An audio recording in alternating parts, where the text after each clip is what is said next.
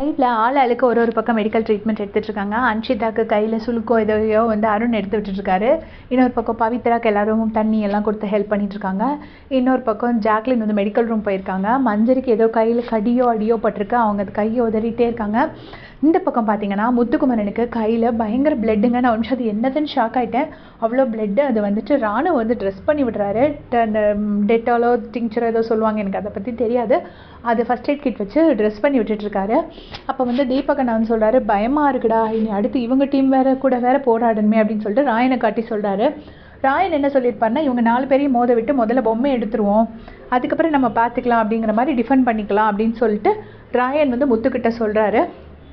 அப்போ வந்து முத்துக்குமரன் வந்து தீபக் அண்ணனை பார்த்துட்டு சொல்கிறாரு, இனிமேல் போராட முடியாதுண்ணே, விட்டுருவோம், இனிமேல் இதுக்கு மேலே அடி வாங்க முடியாதுண்ணே, அதுக்கப்புறமா வந்து நம்ம எப்படி எத்தனை பொம்மை வீட்டுக்குள்ளேருந்து கிடைக்குதோ அந்த பொம்மையை எடுத்து வச்சு நம்ம டிஃபெண்ட் பண்ணிக்கலாம், அவ்வளோதான், இதுக்கு மேலெலாம் போராட முடியாதுண்ணே அப்படின்னு சொல்லிட்டு முத்துக்குமரன் சொல்கிறாரு. அப்போ ராணுவ பார்த்தீங்கன்னா அவருக்கே பாவம் ஒரு கை முடியல, அதை வச்சுட்டு சரி ஒன்றும் இல்லை நம்ம அம்மாலாம் நமக்கு பண்ணி விடுவாங்கள்ல, அந்த மாதிரி சொல்லி பண்ணி விடுறாரு ஒரு கண்டெஸ்டன்ட்க்கு.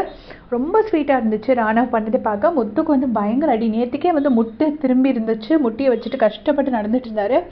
அதுக்கப்புறம் முட்டில் நிறைய அடி பார்த்துட்டு ஜாக்லின் கூட திட்டினாங்க, இவ்வளோ அடி வாங்கிட்டு ஏன்டா பேண்ட்ஸ் போடாமல் விளையாண்டேன், உன்னை முதலே பேண்ட்ஸ் போட்டு தானே விளையாட சொன்னேன் அப்படின்னு சொல்லி ஜாக்லின் சொல்லியிருப்பாங்க. ஸோ முட்டில் நிறைய சிராய்ப்பு இதெல்லாம் இருந்துச்சு. அப்புறம் அடுத்த நாள் வந்து முட்டு லாக் ஆச்சு. இன்றைக்கி வந்து கையில் எல்போவில் பயங்கரமான அடி. சரி, பார்க்குறதுக்கு ரொம்ப ராணுவம் பண்ணது வந்து ரொம்ப ஸ்வீட்டாக இருந்துச்சு. இதே மாதிரி எல்லா கண்டஸ்டன்ஸும் கொஞ்சம் நல்லா அஃபெக்ஷனேட்டாகவே இருந்தாங்கன்னா பிக் பாஸை பார்க்குறதுக்கு நல்லாயிருக்கும் போல இருக்குது. உங்களோட கமெண்ட்ஸ்